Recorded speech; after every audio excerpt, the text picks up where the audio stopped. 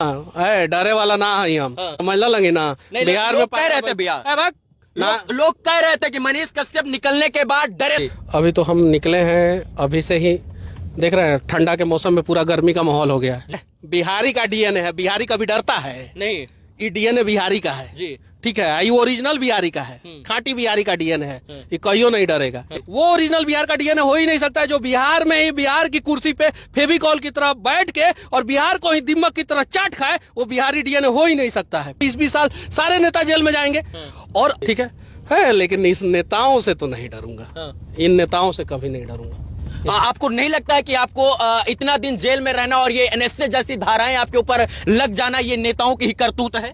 कहीं उनका भी हाथ हो सकता है?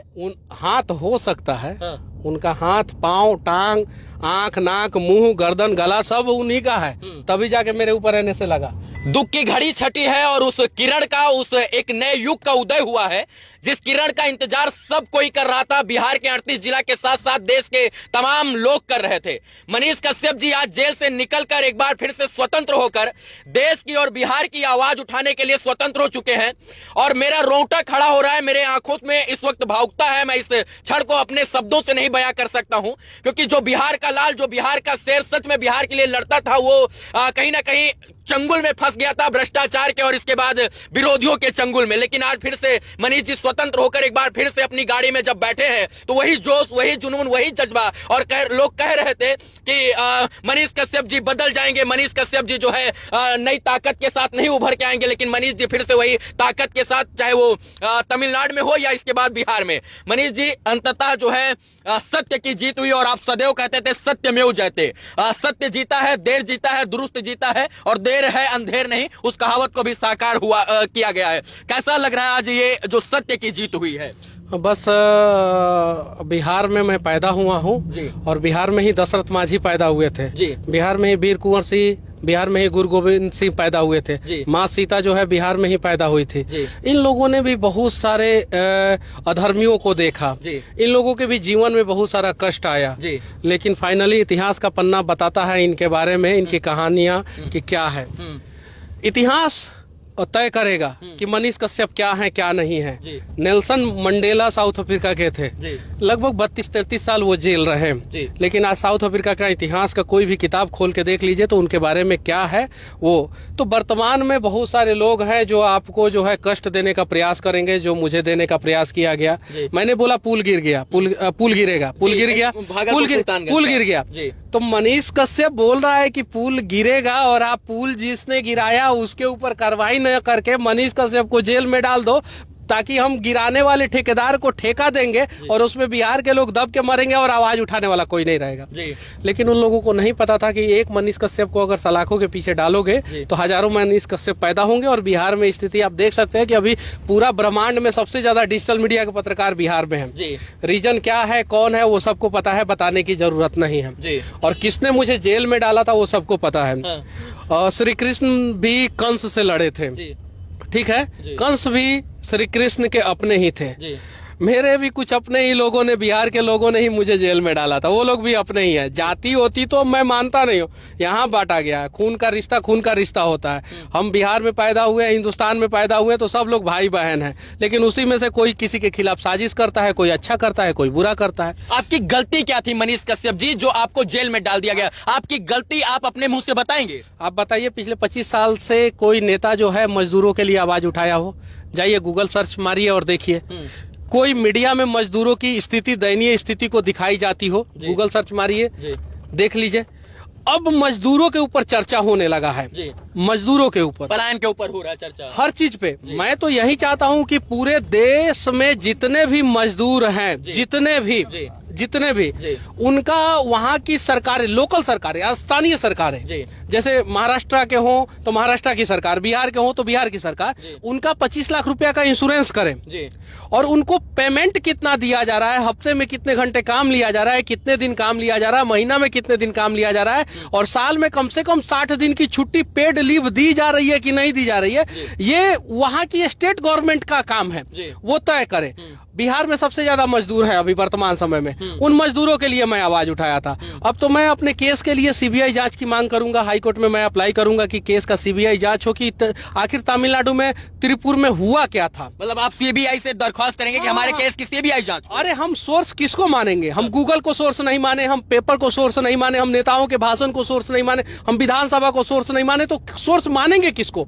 हमने गूगल पे देखा, घटना के बारे में दिया गया था, हमने सोशल मीडिया पे देखा, घटना के बारे में दिया गया था, हमने पेपर में देखा, घटना के बारे में दिया गया था, हमने इलेक्ट्रॉनिक्स मीडिया में देखा, डिजिटल मीडिया में देखा, हर जगह तमिलनाडु में जो घटना घटी थी उसके बारे में दिया गया था। जी, क्योंकि सोर्स हमारा वही है, डिजिटल मीडिया, प्रिंट मीडिया। हाँ वही है, वही है। पहले उन्हीं लोगों ने वही है, 2 तारीख को, वही है, 2 मार्च को। उसी सोर्स के ऊपर मैंने न्यूज बनाया।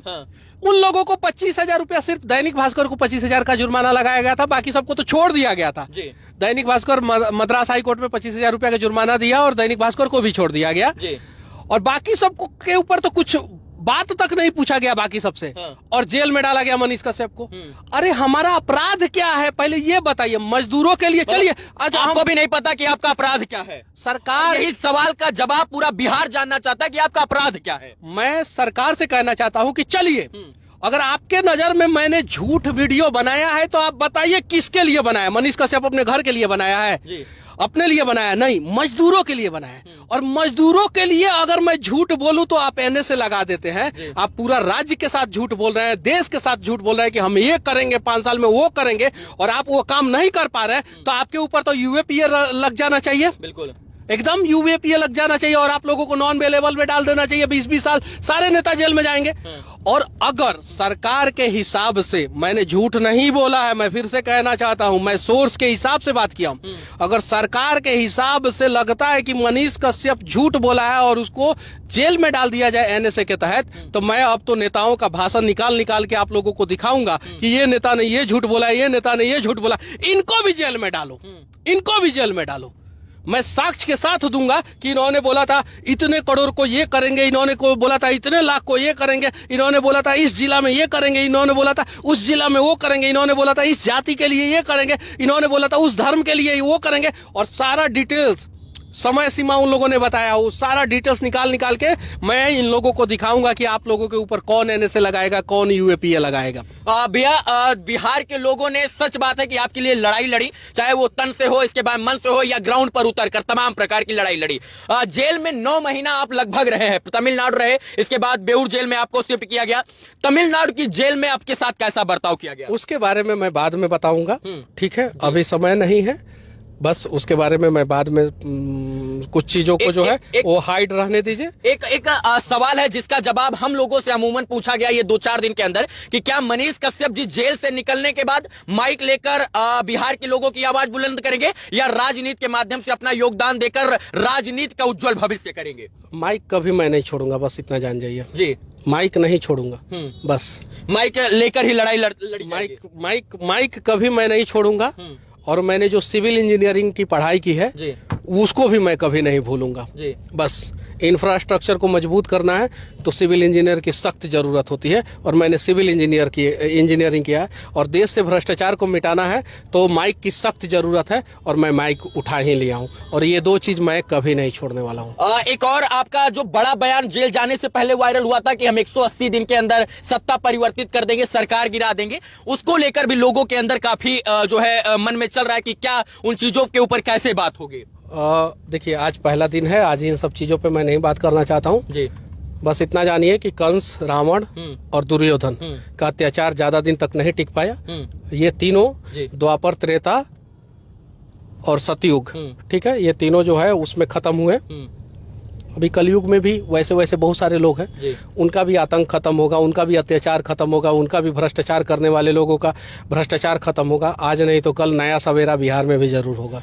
बिहार में फिर से जो है, पूरे देश में लोकसभा चुनाव होने वाला है, 2025 में बिहार में विधानसभा चुनाव होने वाला है। आप मजदूर की बात करें, ये बात जग जाहिर है कि आप मजदूरों की बात करने के लिए तमिलनाडु में गए थे, क्योंकि बिहार सबसे ज्यादा मजदूर सप्लाई वाला राज्य बन गया है। आप बिहार से बाहर जाकर मजदूरों की बात करें, क्या आपको लगता है कि इस चुनाव में मुख्य एजेंडा बिहार से जो है पलायन रोकना होगा, और इसके बाद जो है चुनाव में बड़ी बड़ी पार्टियां बिहार में इंडस्ट्रियल हब की बात करेंगे? आपको लगता है इन तमाम विषयों पर बात करेंगे? बिहार में इस बार चुनाव में मजदूर एक अहम मुद्दा होगा, और मजदूर के लिए सरकार को कुछ ना कुछ करना ही पड़ेगा, मजदूरों के आगे सरकार को झुकना ही पड़ेगा जी।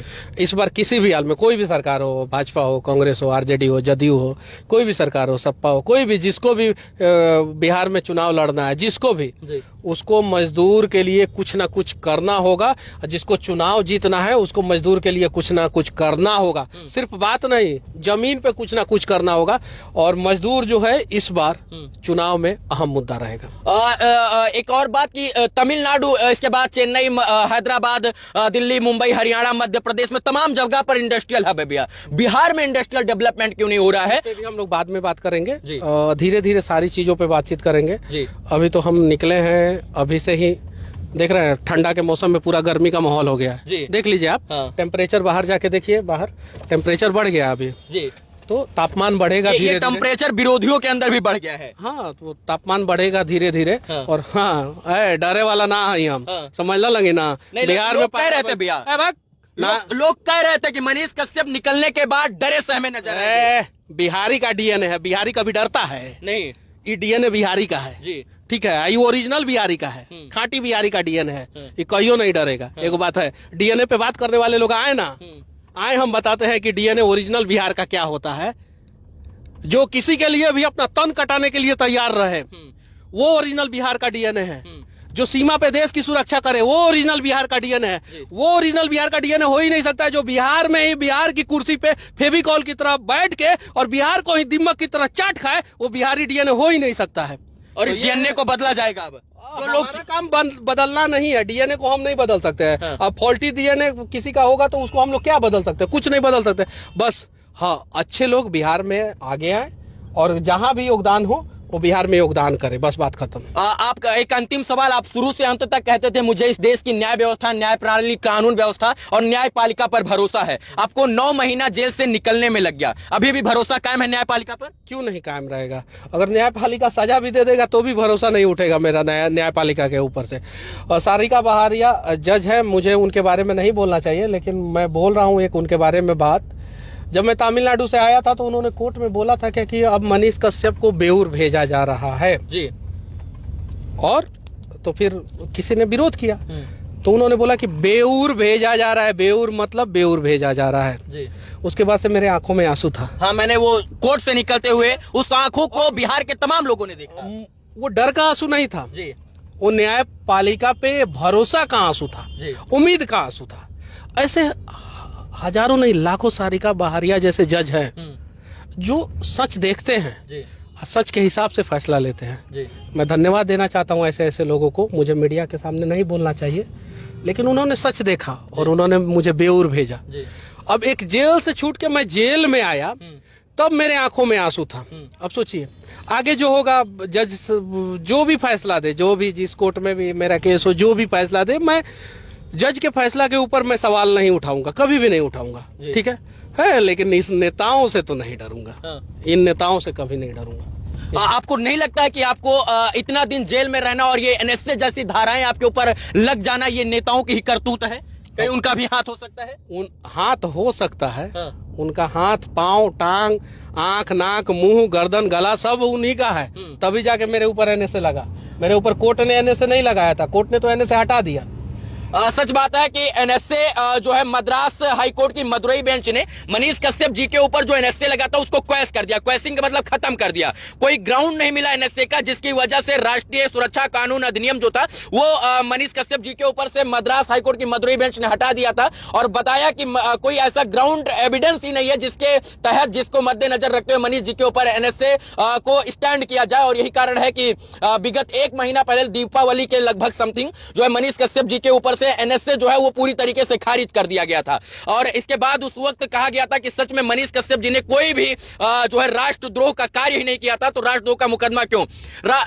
तमाम लोग हैं जो देश के विपरीत जाकर भी देश को में लड़ाने का, दंगा फैलाने का, हिंदू मुस्लिम कराने का, हिंदू मुस्लिम को लड़ाने का के नाम पर जो है जातीय उन्माद फैलाते हैं, धार्मिक उन्माद फैलाते हैं, उनके ऊपर एनएसए नहीं लगता है। आप मजदूर की बात की, आपके ऊपर एनएसए लग गया। मैं जेल में था, मदुरई जेल में था मैं जी। टाइम्स ऑफ इंडिया मैं पढ़ता था। मैं बहुत सारा अखबार पढ़ता था, जितना भी इंग्लिश अखबार आता था, हिंदी तो आता नहीं था वहाँ पे। जितना भी इंग्लिश अखबार, the Hindu, times of India, Deccan Chronicle और भी बहुत सारा अखबार था, इंडियन एक्सप्रेस, ये सब पढ़ता था तो बिहार का खबर देता था। उस बीच में बिहार में बहुत सारा दंगा हुआ, बेगूसराय में हुआ और भी बहुत सारे जगहों पे। उन लोगों के ऊपर एनएसए क्यों नहीं लगाया क्या, जो दंगा किया बिहार में?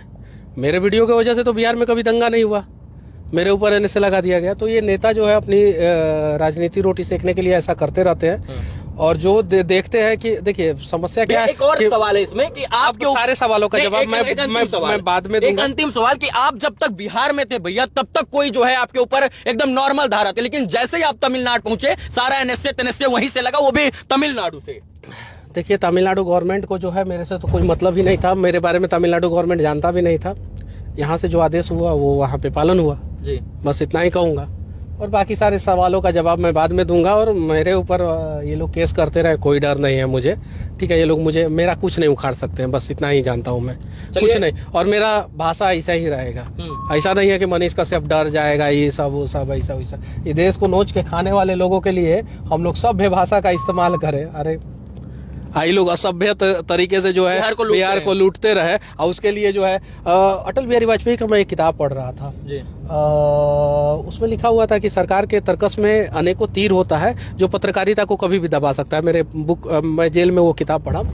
और हरिशंकर परसाई एक राइटर है, उनका मैं किताब पढ़ रहा था, भीगता हुआ स्वतंत्रता और ठिठुरता हुआ गणतंत्र। जब वो किताब आप लोग पढ़िएगा तो उसमें एक्चुअल मायने पता चलेगा कि पत्रकारिता को कैसे दबाया जाता है, और आज़ादी का मकसद मतलब क्या है, और गणतंत्र का मतलब क्या है। तो मैं बोलूँगा जितने भी पत्रकारिता लोग कर रहे हैं, कभी समय मिले तो कुछ किताबें पढ़िए ऐसे ऐसे महापुरुषों का। अटल बिहारी वाजपेयी तो प्रधानमंत्री थे, और प्रधानमंत्री बनने के बाद जो है उन्होंने किताब लिखा कि वो जब पत्रकारिता कर रहे थे पंचजन में, और एक और राष्ट्र धर्म शायद से उन दो पेपर था उस समय जब आज़ाद भारत हुआ था, उस समय करते थे। तो उनको जो है दबाया गया, अटल बिहारी वाजपेयी को दबाया गया और उन्हें मजबूरन राजनीति में आना पड़ा। तो बहुत सारी चीज़ें हैं, आप लोग भी जाके कुछ किताबें पढ़िए और देखिए कि हमारे इतिहास में जो है कुछ लोगों ने किस प्रकार से हमारे महापुरुषों के ऊपर अत्याचार किया है। शायद आज भी वही काम हो रहा है।